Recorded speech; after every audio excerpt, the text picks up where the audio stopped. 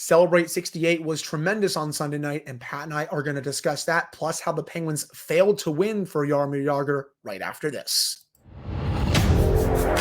You're Locked On Penguins, your daily podcast on the Pittsburgh Penguins, part of the Locked On Podcast Network, your team every day.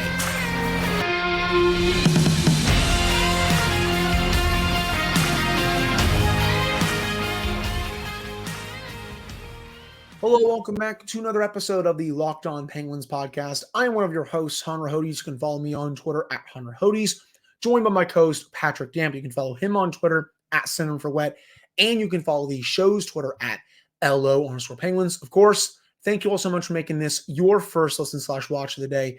We are free and available on all platforms. And finally, today's episode is brought to you by Sleeper. Download Sleeper app and use promo code LOCKEDONNHL to get up to a $100 match on your first deposit. Terms and conditions apply. See Sleeper's terms of use for details. So, Kings 2, Penguins 1. We'll crush the team a little later on for the show. We're going to start the show with some positivity on this wonderful Monday. Celebrate 68 night on Sunday night at PPG Paints Arena was a outstanding success. I had the privilege of being there at PPG for that. And during that ceremony, I'm just going to start with this. I am usually not someone to get emotional at quite a lot of things. I've just never really been an emotional person. I almost had tears coming down my face a couple of times during that. It was a tremendous ceremony. The Penguins crushed it through and through. I thought Paul Steigerwald did a great job with his speech. I know towards the end of his broadcasting career, people harped on him, but he loves the Penguins, man. You can tell how much he loves this organization. He did a great job with his speech. I thought Jagr himself, his speech showed just who he is as a person. He's serious, but he's also hilarious, kind of like Evgeny Malkin in a way. But in terms of just Jagr, the line about his girlfriend, she's not old enough to remember what happened in the early 90s was hilarious. Seeing him talk about his mom, and he went over there as he was kind of starting to tear up a little bit. His mom was tearing up. That was great. Talking about his teammates was awesome. I loved seeing the joke about Ulf Samuelsson there. That was great. Seeing him gush over Mario, that was awesome. And just seeing him and Mario reunite again was great. And speaking of Mario again, the ovation that he got when he came out was awesome. I know I'm kind of jumping around all over the place with this ceremony. And when Jagr came out himself, even before he gave his speech, I loved that the Penguins gave the ode to John Barbaro to have him come out to him. I know he's not around anymore, but that was such a great gesture. I loved how Michel Brier's son was there for the ceremony. That's another great gesture by the Penguins. They get an A++ in my book for this entire ceremony. They executed it beautifully. The whole weekend in general, I felt like was awesome. Pat, I know you weren't at the arena, but what were your thoughts on the ceremony as you were watching it on television? Because this was just a great ceremony. Yeah, I mean, the Penguins organization as a whole deserves the highest of marks and all the praise that they're getting today, because I don't want to say that it's difficult to put up a jersey retirement ceremony. In fact, it's pretty easy, but at the same time, you can make it vanilla, boring, generic, but this was anything but that. This was absolutely perfect. And unlike you, I am not afraid. I don't want to say you are afraid, but I'm not afraid to show emotion. But I had tears in my eyes throughout the whole thing. It was like, as our friend Jesse Marshall said, it was a brisk walk through my childhood, seeing all of those highlights of Jaromir Jagr, seeing all of those legends from the Penguins organization returning to be a part of it. I mean, guys like Kevin Stevens, Ron Francis, Ulf Samuelsson, Joey Mullen, and those guys defined, my childhood as a hockey fan, and seeing them all back together for Jaromir Jagr's jersey retirement was amazing. And I completely agree with you on the Steigerwald part of it, because you can tell that man lives, breathes, eats, and sleeps the Pittsburgh Penguins. And, he was the guy who introduced Jaromir Jagr to Pittsburgh. Picked him up at the airport, took him to Ross Park Mall, did a story on him when he first got to town. And between him and Mike Lang, it would have been really difficult for an 18-year-old from Eastern Europe to come to a new country, a city he doesn't know, doesn't really have anybody there except his parents. And without those two guys, and then the same thing can be said for a guy like Yuri Hrdina, who the team went and got in the 1990-91 season to help him feel more comfortable and get more acclimated to the NHL as well as North America. And overall, it was a 10 out of 10. They knocked this out of the park. Jagr's speech was the exact embodiment of who he is as a person. He was very quick-witted. He was very generous and genuine. You could tell, and he addressed it directly multiple times over the past week, that he had some trepidation that he wouldn't be accepted here in Pittsburgh anymore. He didn't have to worry about that. There were no boos at all. I even said last week when we previewed this, he was going to get an ovation that he had never seen before at PPG. And sure enough, that happened. I saw people crying in the stands around me, and my eyes got watery as well. But he got an ovation that he very much deserved when he finished up that speech. And you could tell he has said it multiple times about how he loved being a Pittsburgh Penguin. He loved living in Pittsburgh. Pittsburgh felt like his second home. You could tell that he very much meant that, because it's come out in reporting. It's come out in the things he's said that he does harbor a little bit of regret not coming back in the 2010s to the Penguins when he had his second stint in the NHL and went to a bunch of different teams. So it's really nice to see 68 up in the rafters and for them to mend fences, because this town loves that man. And I think now at this point, we have seen that time heals all wounds, and that he is very much the second best player to ever wear a Penguins uniform. Due respect to the current generation, I think it's going to be very difficult to put top 5 together for this team, but I think at this point we can solidify it and say number 1 is Mario Lemieux and number 2 is Jaromir Jagr. Okay. I love Jaromir Jagr very much. I'm still probably by the end of his career, I'm going to put Sidney Crosby at number 2. I think by the time his career's over, he's going to have that spot if he doesn't already. But I think Jagr definitely, you can make an argument for number 2. And that's a good debate that we could have at some point. I know I also come from the Crosby generation. I know you come from before that, but in my opinion, I would still have Sid at number 2. And that's no disrespect to Jagr, because considering what he's done for this organization, I would just have him at maybe number 3, even number 4. You can even make an argument for Malkin considering what he's done in his prime, but I would still put Sid at number 2. At least that's just how I see it. But overall, I mean, yesterday, and we're going to talk about the game itself in the second segment, was a complete success. From the team coming out wearing mullets in warm up, and then Jagr takes a lap with them in warm up with full gear. I don't know why I keep saying warm up. I don't know what's going on with me today, but it was awesome. And I mean, just the last thing I want to add to is, I'm never a huge fan of replacing banners that you have hanging, and the Penguins have done this a lot in the past 10 years. They've redesigned and remodeled their Stanley Cup banners, which I thought was a bit odd because I loved the original 1991-92 Stanley Cup banners. Same thing with the original 2009 Stanley Cup banner, but they have done a tremendous job replacing them, because that's something you cannot miss on. When you replace tradition, you have to get it right. And the redesigned Mario Lemieux and Michel Briere jersey retirement numbers are absolutely beautiful, and they look absolutely tremendous. So as much as I don't like replacing banners that have been hanging for a long time, the Penguins have done a great job replacing those. That was one of the things I noticed when I first got into the arena. I looked up and I said, oh, those do look a little bit different. But then when I really looked at them, you're right. They looked amazing. And I'm glad that the Penguins were able to do right by both those players. And then I'm sure they'll move 68 over there at some point to be probably next to Mario, if I had to guess, Pat, because I know Briere's on the other side. But all in all, this was a great ceremony. And you know what I also loved? Seeing Jagr get a picture with the core. Got a picture with Sid. Sid's out there wearing a mullet, doing his warm-up routine, which we all know how. Can we talk about how incredible that is for Jaromir Jagr? He got Sidney Crosby to change his warm-up routine. I thought that was impossible. Now, you know what Sid's going to be saying now?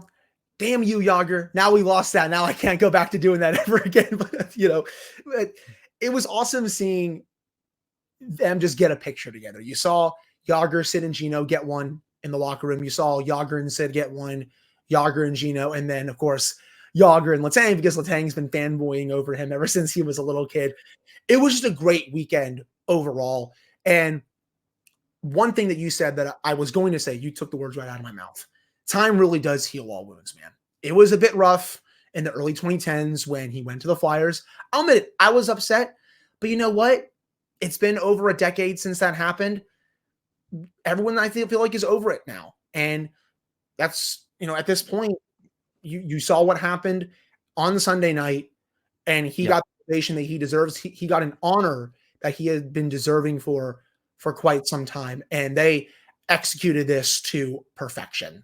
Agreed. And the final thing I want to say, and this is more Jagr related than it is directly about Jagr. Last night felt like a culmination of my Penguins fandom, because I said it on Twitter. This had me thinking of where I came from in the Pens blog days, because those guys, the OGs, Adam, Derek, and Rick, really helped shape my Penguins fandom. I got to be a part of the blog in its final years, which was really cool and very surreal. But a lot of what those guys did in the early to mid 2000s really shaped a lot of people's fandom. And that felt like a culmination and a celebration of everything they did for the fan base in that time, because there really was a certain level of disdain for Jaromir Jagr amongst Pittsburghers and Penguins fans, just because of the way the relationship originally ended. And those guys, up until he signed with the Flyers, did everything they could to remind Pittsburghers, hey, without Jaromir Jagr, the Pittsburgh Penguins, Sidney Crosby, Evgeny Malkin, Chris Letang, Marc-Andre Fleury, Jordan Staal are not here without him. So as much as you may hate that they had to trade him for financial reasons, do not forget how important he is to this franchise. So now that 68 is in the rafters, it feels like that is a true mission accomplished. Absolutely, man. I completely agree with everything you said there. They showed the 99 highlights during one of the montages. And again, that just continues to feel so therapeutic for me, because if there's one series that I will put on for highlights for Jagr, it's not even the 92 one where I know he was so good against the Blackhawks and just great in that run overall. It's the 99 series because of what it meant to the organization as a whole. But Penguins, A++ grade in my book. That was a great ceremony. The line outside of PPG, by the way, it felt like this team was one win away from winning the cup. That's how long the line was. It was just awesome to be there. I felt privileged to be there, honestly. But I think that will do it for this first segment. Coming up in the second segment, yes, there was a game that was played, and the Penguins lost to the Kings 2-1. Pat and I are going to give our thoughts on that game. But first, we got to tell you all about Camino Consulting. How would you like to get to know someone better in an hour than you would in a year? Understanding one another better prevents small misunderstandings from becoming big, ongoing fights.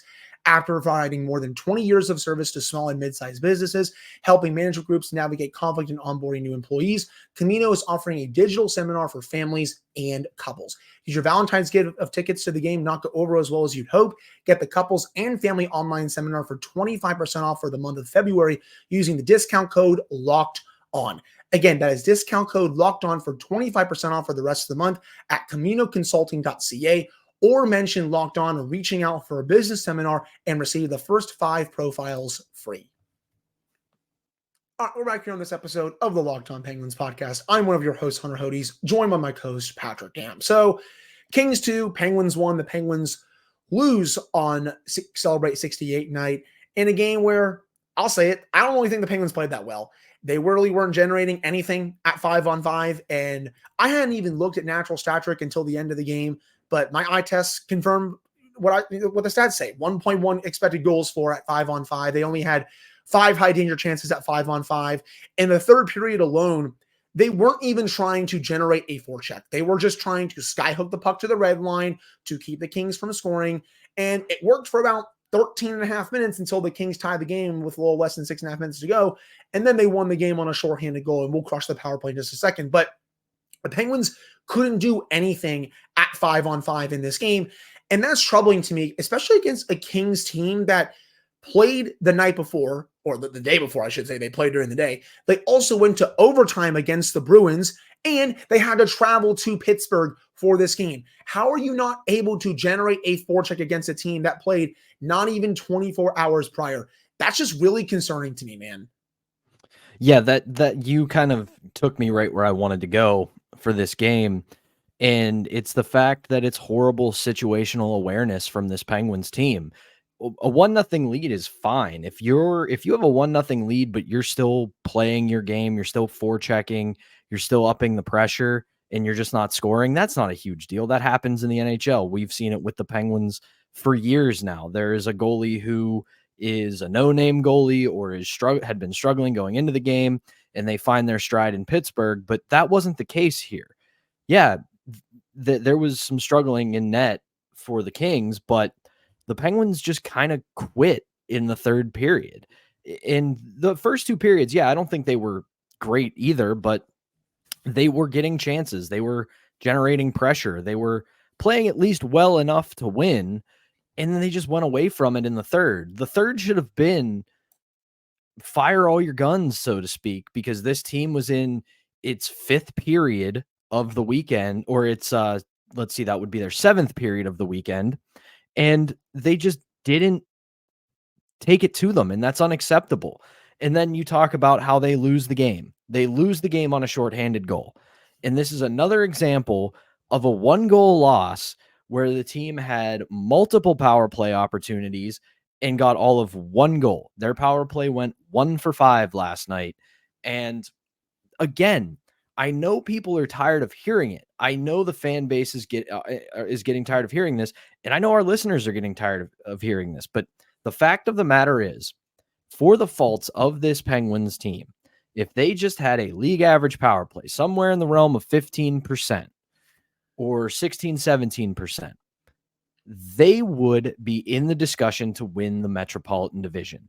And yet here they are, 7 points out of the second wild card spot. And it's looking more and more likely that for the second year in a row, they are going to miss the playoffs. And I understand the frustration. Crosby's having an incredible year. Evgeny Malkin playing pretty well. Chris Letang has reinvented himself and become a great two-way defenseman.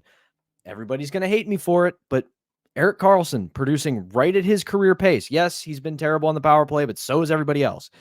This team should have, at the very least, a power play that paper overs its issues because they're getting goaltending from both of their guys. That was an underrated issue from last year. They could not get a save for all their other faults. They could not get a save this year. They've got the league leader in shutouts, and they've got a great 1B in Alex Nedeljkovic.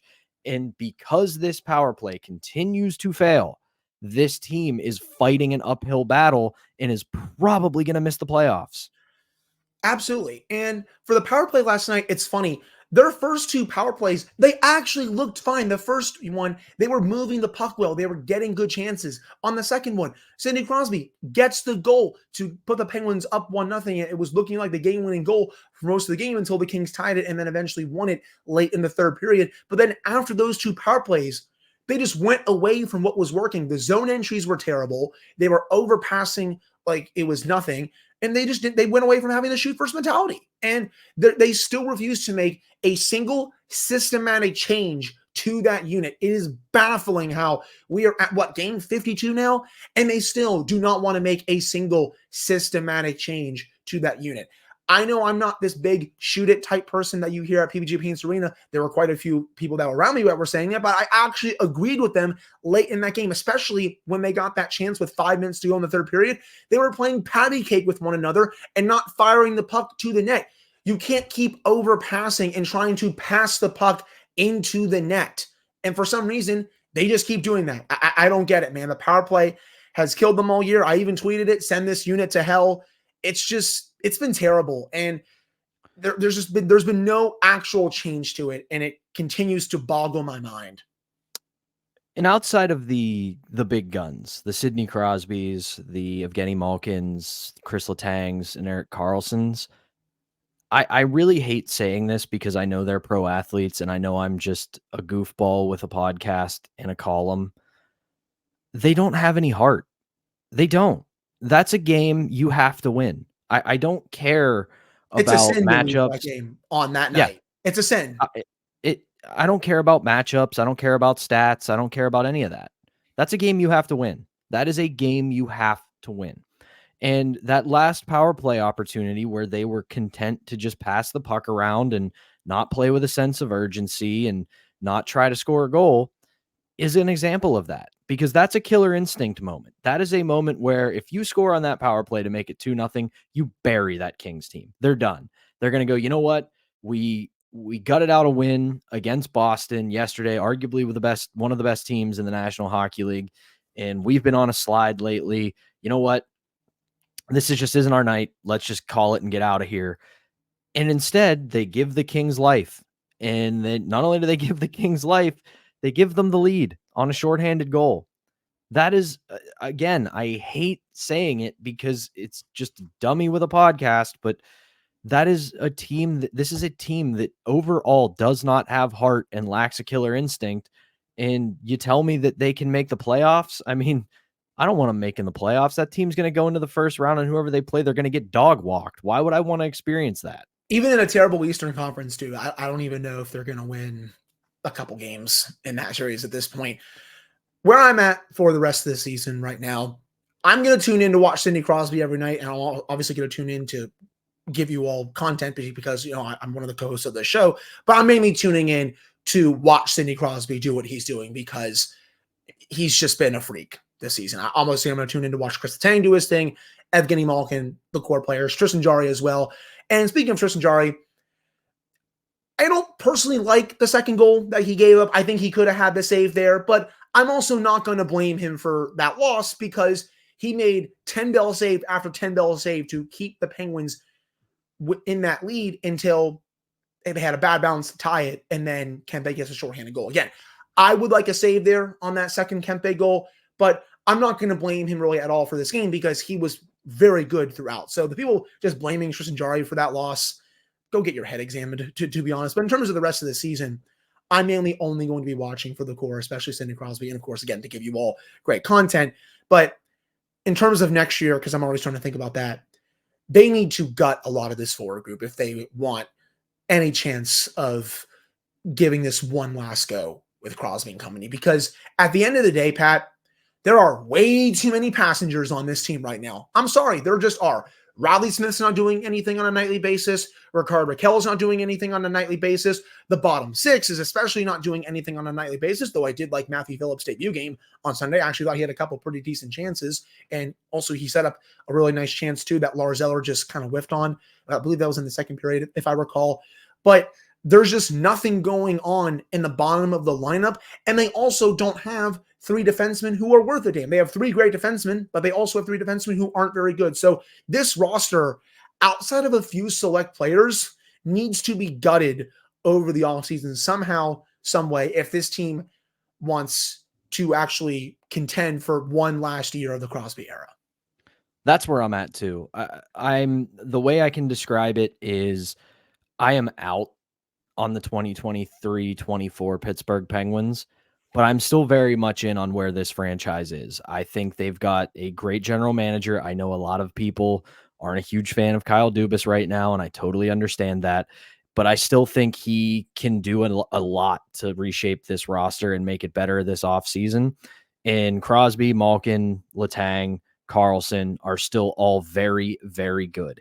Now it's just a matter of getting them some help, and I think that's very doable this offseason. So I'm just out on this version of the Penguins. Maybe they can change my mind over the next couple weeks, but there have not been a lot of signs of that. So, I mean, at this point, you got to go. You have to start looking ahead to next season, because this team is barely even a playoff contender, let alone a Stanley Cup contender. And I can't believe I'm even saying this right now, but at this point, honestly, why not sell off some assets? I mean, I've been against that all season. You know it. Everyone listening or watching this show knows it. I've been big on, either staying pat or buying at the deadline, but with how they continue to fall out of the race, why not sell off a little bit and get what you can for a couple of these guys? I'm still not sure what they're going to do with Jake Ensel. I mean, they could sell him off, but I don't know how good of a return you're going to get. But in terms of some of these other guys, maybe like the Nedeljkovic, if they're fully out of it by then, maybe you can get a second or third round pick for him. I mean, I think a team would definitely take Lars Eller. He was traded last year at the deadline by the Capitals. I believe they actually got a second round pick back from him. So a team would want him. Would Riley Smith want to go back to Vegas? I mean, they have options to deal some players if this continues to get worse. But at this point, that's where I'm at, man. I mean, with how this is going and how unlikely it is, at least right now, that they make a late season run to the playoffs, why not sell off a little bit and just kind of retool for next year? You'll have some more cap space over the summer to make more changes to this roster. But I think that will do it for this second segment. Coming up to end the show, Pat and I are going to look at the week ahead for this team, as they have 3 more home games this upcoming week and then weekend before they head out to Western Canada for that very long and very grueling trip that I think is coming for the Penguins. But before we get to that, we got to tell you all about Sleeper, which is the official daily fantasy app of the Locked On NHL Network. Sleeper is our number one choice for daily fantasy sports, and especially daily fantasy hockey, because with Sleeper, you can win 100 times your cash in daily fantasy hockey contests. You can do this by yourself. You can do this with your friends. Heck, you can even do this with your family, and you don't even have to do just hockey. You can do NFL, NBA, MLB, and college football all on Sleeper, and entries can be made in under a minute. All you have to do is pick weather studs like Connor McDavid, Sidney Crosby, Nathan McKinnon, Nikita Kucherov will record goals, assists. You can throw plus minus in there. You can do saves for goalies. And to win a 100 times bet on Sleeper, you need to correctly predict the outcome of 8 player stats. You heard me, Penguins fans. You can win 100 times your money playing daily fantasy hockey with Sleeper. Start paying attention and nail your picks so you can start winning big. Use promo code LOCKEDONNHL and you get up to a $100 match on your first deposit. Terms and conditions apply. That's code LOCKEDONNHL. Sleeper's terms of use for details and locational availability. All right, we're back here on this episode of the Locked On Penguins podcast. I'm one of your hosts, Hunter Hodes, joined by my co-host, Patrick Damp. So in terms of the rest of the schedule this week, the New York Islanders come to town on Tuesday. And for those that forgot, the Islanders played a Stadium Series game at MetLife on Sunday against the Rangers, and it was 4-1 in favor of the Islanders, and they collapsed pretty badly. They did get a loser point, so that's their 14th loser point of the season. Their 22 wins are 28th in the league, but they're 4 points out of a playoff spot because of their 14 loser points this season. The NHL point system, again, is truly hilarious in every single way. But this is an Islanders team that the Penguins have beaten twice already this season. They beat them on the island, and they beat them in Pittsburgh. That's still a winnable game, I would say, for the Penguins. I don't think the Islanders are any good. Later this week, you have the Montreal Canadiens. The Penguins have already beaten them twice this year. They'll go for the season sweep in Pittsburgh on Thursday. And then, Pat, the fourth and final meeting against the Philadelphia Flyers this upcoming weekend. That'll close out the homestand, and then they'll go to Western Canada, play Vancouver, Calgary, Edmonton. I believe a game against Seattle is also in there as well. So big week ahead here. If this team has any chance of climbing back into this, I'll keep saying it. It should have started 2 weeks ago. It has to start on Tuesday. Probably not going to start on Tuesday, but that's kind of where we're at this point. I'm still going to tune in to watch Sidney Crosby and the core, but it's probably not going to happen in terms of a race. But if it is, I mean, it's got to start yesterday, man. I know not all records are made the same. And like you said, the Islanders have 14 loser points this season. But as much as these games are winnable, let's also keep something in mind here. The rebuilding, not supposed to be competitive quite yet, Montreal Canadiens are 3 points back of the Penguins. Canadians have 52 points. Penguins have 55. They have exactly one more loser point than the Penguins with 8. So it's not like the Islanders who just keep losing in overtime and getting themselves a loser point. It's a team that is doing about the same as the Penguins. The only difference between the Penguins and the Canadians is the Canadians can't get a save. Canadians have a minus 41 goal differential. Penguins are still plus 12. But at the same time, the Montreal Canadiens and the Pittsburgh Penguins have the same record in their last 10, 3-6-1. So again, it sucks to say, but maybe this Penguins team just isn't good. And this is a game where if you want to start changing the perception of your team in this season, the Islanders and Canadiens are two teams you have to beat. You just do, because you're chasing the Islanders in the standings, and the Montreal Canadiens aren't far behind you either. So how far back do you want to slide? At this point, like you said, it had to start 2 weeks ago, and it hasn't yet. If this team wants to do literally anything at all in the remainder of this season, you can't lose to either of these teams. You just can't. If you lose to one or both of them and you're Kyle Dubas, you're looking at the trade deadline and going, okay, we're selling because this team ain't making the playoffs, because they don't deserve to make the playoffs. And we're going to find out who this team is over the next 3 games. We really are, because the Islanders and Canadiens are both sliding. They are both not very good, and you should, on paper, beat them, but we have seen how much that counts for anything this season. And then we're going to find out if you can play against a supposedly actual good team and a divisional rival in the Philadelphia Flyers on Saturday, who are now all of 4 points out of second place in the Metro. They are solidifying their spot in the top 3 in the Metropolitan Division. And at this point, if you want to prove you can make it to the playoffs, or at the very least make a legitimate run to the playoffs, that's another team you should beat. Agreed. And it's funny, they beat the Blackhawks, last week, and going into this game against the Kings, I'm like, okay, there's an opportunity here for the Penguins. And it looked like they were going to win that game for quite a while until they collapsed late in the third period.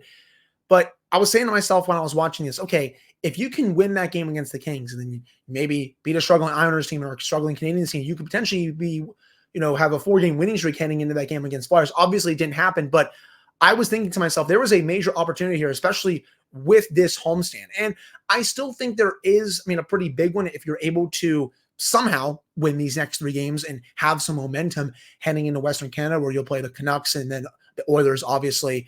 But again, they've shown no reason why you should count on them to win, honestly, any of these games. They beat the Islanders twice this season, but the Penguins have also not been good this season at all. Let's have that conversation, Pat. This is not a good team right now, and I don't think they've really been that good of a team all season. I said last week, they have 2 winning streaks of 3 or more games. They've won 3 in a row once, and they've won 5 in a row once. Other than that, their longest winning streak is 2. That's not the makings of a good team. I'm sorry.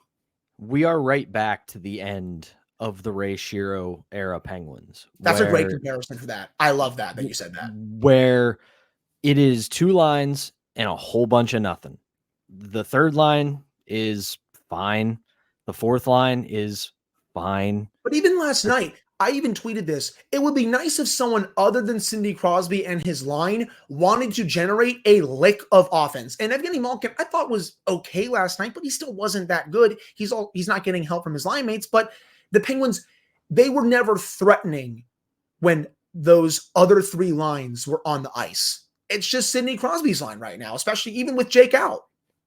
Yeah. And again, Malkin gets a pass a little bit from me. I know a lot of people aren't going to like that, but too bad. Malkin has not had consistent or good wingers since October. He just hasn't. And at this point, he's not a guy. He's not, again, not an insult. He's not Sidney Crosby. He can't carry a line on his own anymore. He just can't. He's 37. He's got a ton of hard miles on his body. He's still extremely talented and still very much a force offensively, but he's not what he was even 5 years ago. So he has to have help, and he just doesn't. And then you have Letang, Carlson, and Pettersson, 3 really good to great defensemen. And then you have 3 defensemen who are somewhere between god-awful and just complete passengers. So again, It's the end of the Ray Shero Penguins. That's right back to where we are. It is an extremely shallow roster outside of the big names. And unfortunately, even in a cap league, that's not how you win anymore. You have to have contributors in your middle six on offense, and you have to have, at the very least, two really good pairings and a pairing that doesn't kill you. And they don't have that.